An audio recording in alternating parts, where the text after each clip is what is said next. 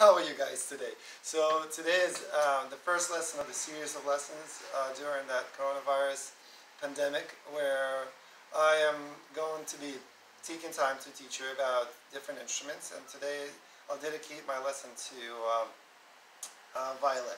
So as you all know, the violin has numerous parts that are responsible for sound production, including this. The scroll is really not, it's just decorative, but then we have a peg box, the pegs, the nut, the strings, the fingerboard, the neck, the bridge, the tailpiece, a fine tuner, sometimes it's four, a chin rest, the button, the half holes, the upper bout, lower bout, center bout, and the ribs of the violin. Okay, so as many of you know, the violin needs to be tuned. And how do you tune the violin? It's very simple. You can tune it with a peg by turning it back and forth. By the way, the pegs stay in. Simply, you hear that sound because right now I loosen it up and nothing will hold the string. There's no screws involved. It's simply tension and the friction of the peg that holds it inside the peg box. So notice the string is loose. So when you tighten it and turn it, I would say clockwise, the string will tighten up and the sound will get a little high, as you can hear. Okay. So that is very difficult to do. It requires a lot of practice. Right? So therefore we use the fine tuners. The fine tuner is a rotary mechanism where when you turn it counterclockwise, it loosens the string, clockwise it tightens the string, and you see a little lever underneath that actually pushes it and it adjusts the string very finely. So let me see if normally I tune it relatively so I know the intervals, but if you have a tuner you can get the app from Google Play or the iMac store and just see if it shows you how high or low the string's supposed to be. So I tune it relatively, so I think my E string that I'm tuning is a little too high. So I'm going to loosen it a little, and that's it. I get a sound. You can do it by plucking on the string or using the bow if you know how to. And this the same way you actually go from one string to another and tune all four strings. Okay?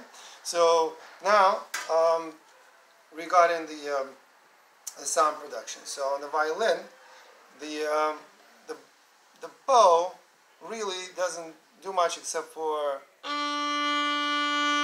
being dragged across the string. Okay, at the particular level, which has to be a 90-degree angle, you can go this way the bow slides or this way the bow slides as well. So it has to go parallel to the bridge at the 90-degree angle. You can use any part of the horse here. You can use what we call lower part of the bow and the upper part of the bow or middle part of the bow or even the whole bow. Most important is not to press too hard, because if you press too hard you hear this screechy sound, but if you don't press at all, the bow just slides. So you have to use the weight of your hand and common sense to draw a nice steady sound on the string. Okay, so that's how we make the sound. Now regarding finger placements, as you can see, the violin has no specific marking for the fingers. So you need to understand the concept of what we talked about in class called a whole step and half step. So when you put the finger on a string at about an inch away from each other, okay, in the first position, that will be a whole step. If you put the fingers next to each other, it will be a half step. So when you play a D major scale, for example, you start on a D string, you play D open string, then you need one whole step apart from D, E. Then you need to play F sharp, which is another whole step apart from the E, and then you place the finger next to it for the half step for the G. Okay? Then you travel to the A string, it's an open string, whole step for the C sharp, and then half step for high D. When you play with the bow, that's how it sounds.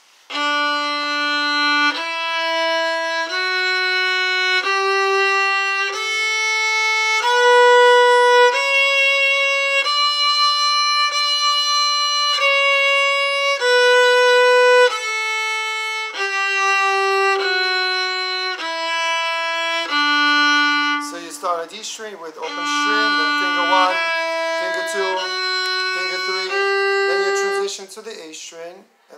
next to it a little higher, and you go in open string, finger 1, 2, and 3, and back 3, 2, 1, 0, 3, 2,